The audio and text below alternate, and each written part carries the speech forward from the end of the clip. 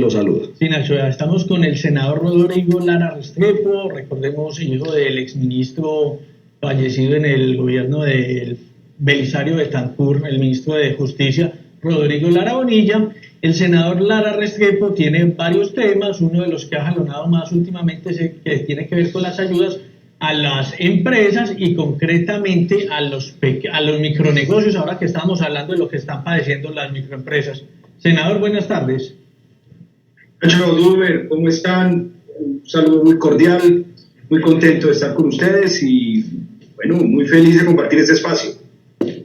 Nacho, Bien, pues iniciamos. A ver, algo que a mí me ha cuestionado desde el principio es por qué se barajó siempre, o se barajó no, se planteó una ayuda, pero apenas para las grandes empresas, en el tema de conservar los empleos. Las pequeñas empresas o el empleado de una organización o de un laboratorio, de una oficina, ese empleo no vale igual. ¿Por qué ayuda solo para las grandes empresas y no para las pequeñas microempresas? Oiga, porque esa es la filosofía, la ideología del ministro de Hacienda. Eso es lo que yo llamo darwinismo social. Que se salve el más grande, el más fuerte y el más rico, y que se friegue o se quiebre el débil, la clase media y el más pobre. Eso es lo que yo llamo derecha populista, usar el miedo para asustar a la gente, que el castrochavismo, que el poco que allí, aturdir a la gente para poder gobernar para unos pocos, para los grandes banqueros y las grandes empresas de este país. La verdad es que el año pasado, cuando discutimos la ley del PAEP, del subsidio a la nómina en el Congreso de la República, yo quedé aterrado, porque con varios colegas, sobre todo liberales socialdemócratas, llevamos una proposición para extender ese subsidio a la nómina a los micronegocios, es decir, a todas las empresas con menos de 3 trabajadores formales, que es el 90% del tejido comercial y empresarial del país, y al mismo tiempo para darle una oportunidad a las empresas que salieron desclasificadas del PAEP porque no estaban al día en los pagos de la Seguridad Social para que se pusieran al día. Y el gobierno, con el ministro Carrasquilla, se fue de frente, mermelada en mano, a atravesarse a esta iniciativa y nos derrotaron por 4 votos. Las consecuencias, pues ya las podemos ver. Colombia tiene la tasa de desempleo más alta de América Latina y se destruyó casi el 14% de todas las microempresas en cuestión de 10 meses. Y por supuesto que esto afecta esencialmente es el empleo de los sectores populares y de las clases medias del país. Por eso la crisis económica del COVID en Colombia ha sido mucho más profunda y mucho más dura que en varios países del mundo. Una lástima, es muy triste. Senador, obviamente yo soy de los que pienso, bienvenidas las ayudas para las grandes empresas, pero igual hay que tratarlos igual, o sea, el empleo de una gran empresa es tan valioso como el empleo de una microempresa que solo genera 2 empleos. Claro, es que el 60% del empleo, el 60% del empleo en Colombia se da en micronegocios. Es una realidad, nosotros tenemos una realidad muy compleja y es que aquí hay una dualidad económica. Hay un sector formal que no ocupa más del 35-40% de la economía y el 60% de la economía, el 53% de la economía restante es básicamente economía informal. Y esa economía informal, cuando genera algo de empleo formal, se hace a través de micronegocios con 1 o 2 empleos formales de personas que con dificultad o a través de vinculaciones indirectas cotizan la seguridad social y tratan de vivir dignamente, pero esa es la realidad del país. Y uno no concibe que el subsidio a la nómina del gobierno que se aprobó el año pasado los hubiera excluido. Las cifras del DANE que salieron hace 2 semanas son terribles, son brutales. Es decir, es que prácticamente el 15% del empleo que generaban las microempresas desapareció. Estamos hablando de más de 1.100.000 puestos formales de trabajo que producían los micronegocios, que se evaporó por completo justamente porque no hubo ayuda y no hubo créditos por parte de los bancos. ¿Qué hicimos nosotros? Propusimos un proyecto de ley, esperamos aprobarlo ahorita a partir de marzo para extender 6 meses más el subsidio de la nómina incluyendo también a las grandes empresas, pero sobre todo en esta ocasión ayudándole a los micronegocios que aún sobreviven para que no fallezcan en este año que viene. Usted, la pregunta, ¿ya para qué? Le hago la pregunta muy claramente, ¿ya para qué? Porque ya hace años, es que mucha microempresa, familia se quebró, ya los que sobrevivieron, pero rico, pueden ayudar, pero hombre, ya después del daño vamos a entrar a hacer esta solución, ya no es demasiado tarde. Es demasiado tarde, porque pues ya una vez una empresa se ha quebrado, ya se perdió el empleo. Y lo peor de todo es que una vez una persona queda desempleada, lo más difícil, eso se llama un fenómeno llamado histeresis laboral, es que reenganchar a una persona es supremamente difícil, por eso los procesos de desempleo son tan largos. Y como esta economía está en una crisis muy profunda, pues las oportunidades al mismo tiempo de reempleo son muy escasas. Yo creo que hay que mantenerlo para sostener aún a los micronegocios que sobreviven. Yo he estado recorriendo sectores comerciales de muchas ciudades, de 3 ciudades del país ya donde he empezado, y aún las empresas se aferran y se albergan, pues que la esperanza es como que se pierde, a que este año nos vaya bien, que ojalá el gobierno vacune rápido, que no vuelva un pico, pero yo creo que habrá nuevos picos porque estamos vacunando muy despacio. Y por eso he dicho al gobierno, hombre, por encima de las circunstancias políticas, por encima de las diferencias, por encima de las vanidades, llamemos a sesiones extra rápido para que el Congreso trabaje y podamos ayudarle a las microempresas que siguen vivas, bueno, y a las grandes también, para que no se quiebren porque también generan empleo. ¿Ustedes han cuantificado esta ayuda si llega a las microempresas? ¿Cuánto le valdría al Estado? Y una sugerencia, esta ayuda no sería muy fácil de entregarle a las pequeñas empresas si, por ejemplo, el gobierno nacional dice, asumo el pago de la seguridad social de los empleados. O sea, esa sería una gran ayuda para todas estas microempresas. Sería una gran ayuda. Pues el subsidio de la nómina es un 25% del total de un salario mínimo, 40% del salario nominal, lo cual no es muy distinto a lo que sería el pago de toda la seguridad social, incluso el subsidio de la nómina es un poquito menor. Y yo creo que sería de inmensa ayuda. Yo no creo que, mire, sí cuesta dinero, pero cuesta mucho más tener a centenares de miles de empresas quebradas y a millones de personas desempleadas. Y la verdad es que el gobierno de Iván Duque gastó muy poquito en la gente en esta crisis. Mire, las cifras son muy duras. Nosotros como país destinamos 2,6 puntos del PIB, que son 26 billones de pesos, para ayudarle a la gente, a las empresas y comprar insumos médicos. Para que ustedes hagan una idea, Brasil, Chile y Perú destinaron entre 6 y 8 puntos del PIB. Es decir, es como si nosotros hubiéramos destinado entre 60 y 80 billones de pesos. Por eso llegaron con ayudas directas a millones de hogares, no con 160.000 pesos, a muy poquitos hogares, que fue lo que hizo el gobierno, y le ayudaron a las empresas. Y obviamente en Perú y en Chile y en Brasil, por ejemplo, la tasa de desempleo es 4 o 5 puntos inferior a la de Colombia, que tenemos la más alta de muy lejos de América Latina, porque el gobierno fue muy austero con los sectores populares y con la clase media. Y en segundo lugar, pues el gobierno además, y esto es gravísimo, de los 26 billoncitos que destinó, solo ejecutó 16. Es decir, prácticamente 11 billones y medio los transfirió al presupuesto de este año. Y lo más triste de todo es que no es para presupuesto de inversión, para hacer obras, vías, hospitales, no, es para funcionamiento, es decir, para nómina, y me temo que para politiquería y garantizar así la continuidad de este gobierno comprando congresistas. Es de verdad aterrador lo que ha pasado.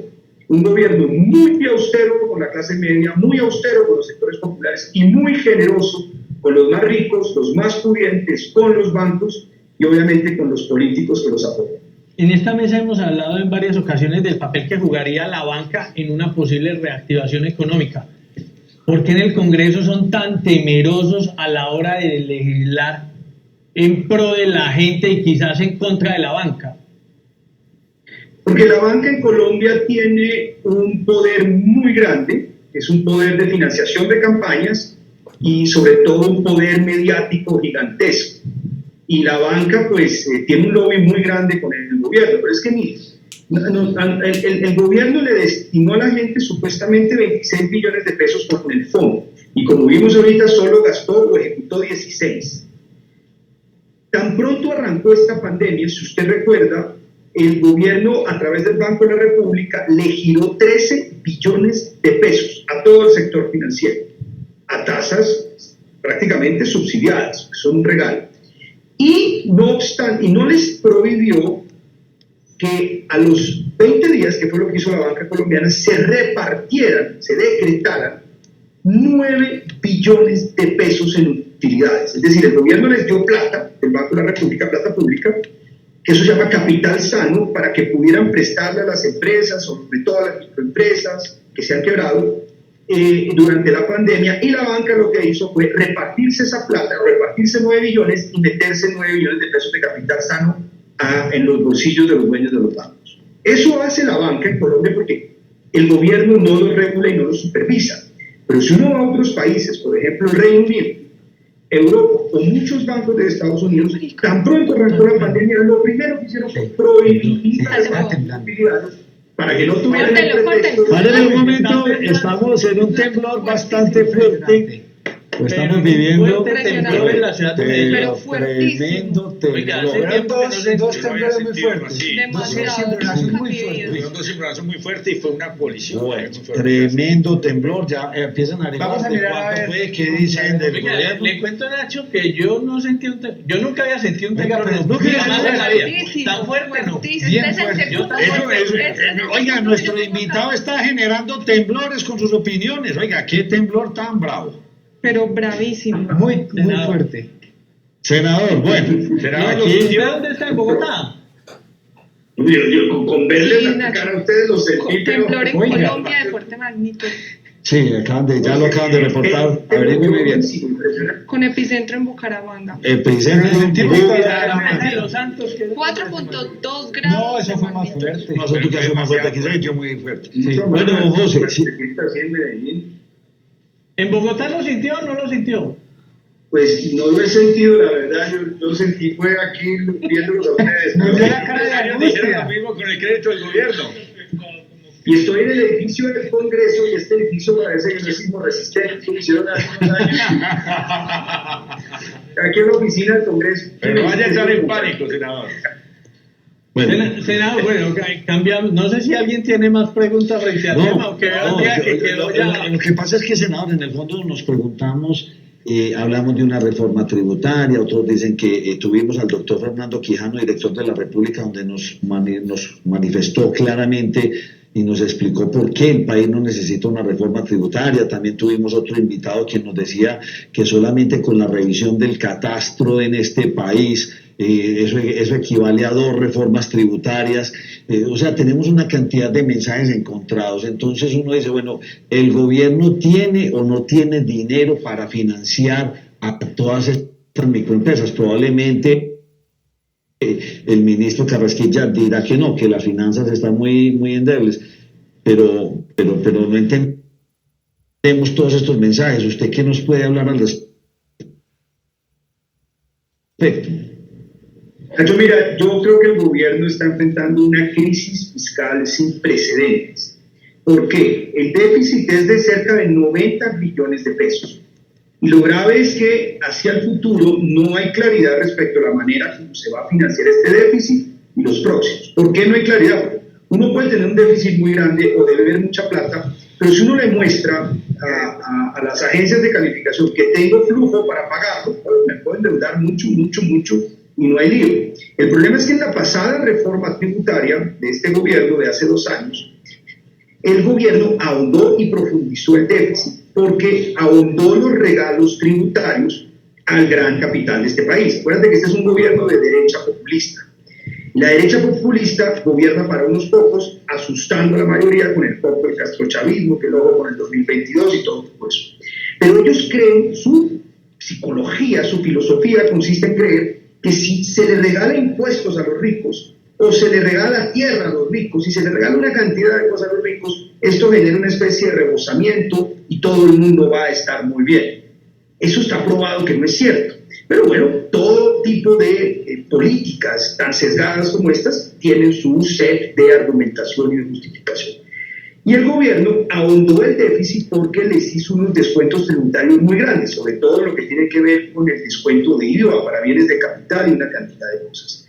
Ese déficit se ahondó, llegó la crisis del año pasado, el gobierno no le ayudó a los hogares, no le ayudó a las microempresas, la crisis fue mucho más profunda, el recaudo tributario cayó 25 billones y esto sumado a la desaceleración y al efecto de la crisis de la reforma tributaria anterior, pues tiene al gobierno en los rines. Y el gobierno necesita garantizar la continuidad del gobierno, dirigiendo o apoyando su coalición de la continuidad o del continuismo. Y eso significa mermelada y apoyo a políticos, y para eso necesitan plata. Y la única fuente que ellos encuentran en este momento viable es básicamente el IVA a los huevos, a la leche y a la carne. Porque el IVA a la canasta familiar son 3 rubros esencialmente que suben a 6 billones de pesos. La carne, la leche de los niños y los huevos de las familias. Y pues, ¿qué más les queda? De pronto eliminar algunos regalos tributarios que le han dado a muchas de las personas muy prestantes que hablan en nombre de grandes intereses económicos y dicen que no se necesita reforma tributaria. Porque implica decirle al señor banquero X, viejo, paga un poquito más de lo que ganas. Porque si usted observa, en Colombia un empleado, paga un impuesto de renta del 30%, y ese impuesto de renta al empleado se lo descuentan todos los meses, pago de renta, y al final, en su declaración de renta, no tiene cómo eludir. Un banquero dueño de un banco paga proporcionalmente a lo que gana mucho menos, cerca del 15%, porque un banquero pues no vive de su salario, el banquero vive de los dividendos, y en Colombia los dividendos pagan la mitad, o una tasa, la mitad de lo que paga un asalariado y un empleado con el impuesto de renta. Es decir, es un régimen creado todo para el privilegio de unos pocos, castigar a los sectores trabajadores. Pues, senador, el panorama no pinta claro en este país, bastante extraño.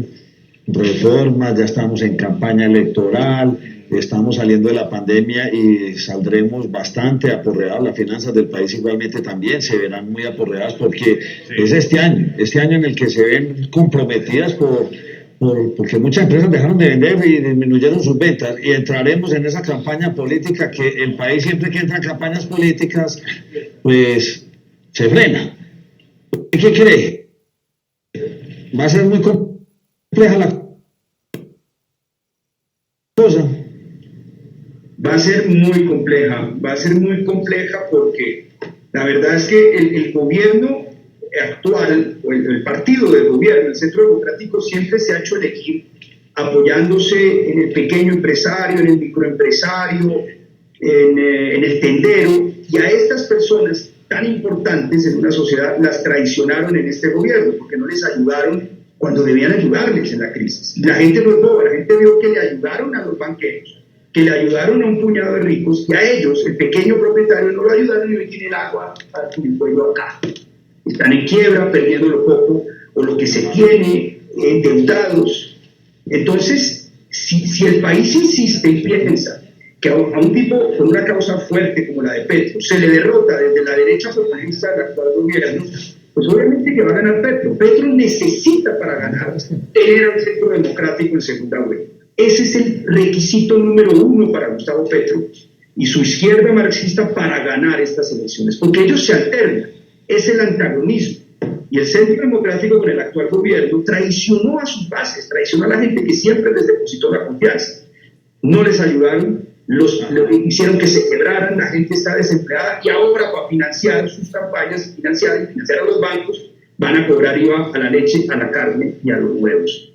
Entonces yo creo que para lograr mantener la democracia liberal en Colombia, preservarla, que es nuestro patrimonio más importante, necesitamos una alternativa que yo llamo liberal socialdemócrata, es decir, que crea profundamente la democracia liberal en la separación de poderes, que respete a la justicia, no que la arrase como lo pretende el Centro Democrático, y que sea profundamente democrático y crea la economía de mercado muy distinto de la izquierda marxista que representa Petro, pero con una ideología profundamente reformista, es decir, que gobierne para la clase media, que gobierne para los sectores populares, que haga las reformas profundas que necesita este país, y en donde el Estado sea imparcial, pero sobre todo tome partido por los que más ayuda necesitan y no gobierne para un puñado de banqueros usando esos cuentos de ojo con el 2022, que el castrochavismo, que aquí o allá porque la gente es muy boba y ese cuento ya no lo tiene. Ese movimiento liberal socialdemócrata es lo que usted denomina movimiento Juntos.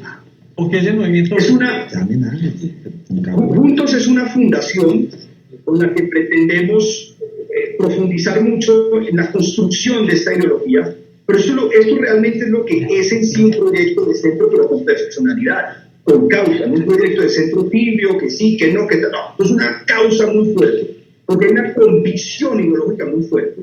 Creemos en el liberalismo como expresión democrática, como Estado de Derecho, como economía de mercado, pero con un impulso y una ideología reformista muy profunda, muy distinta de la derecha populista que está en el gobierno, que asusta a la gente con sus cuentos de que ojo con el 2022, para que a la gente aturdida no se dé cuenta que ellos gobiernan para 3 banqueros y 4 ricos de este país.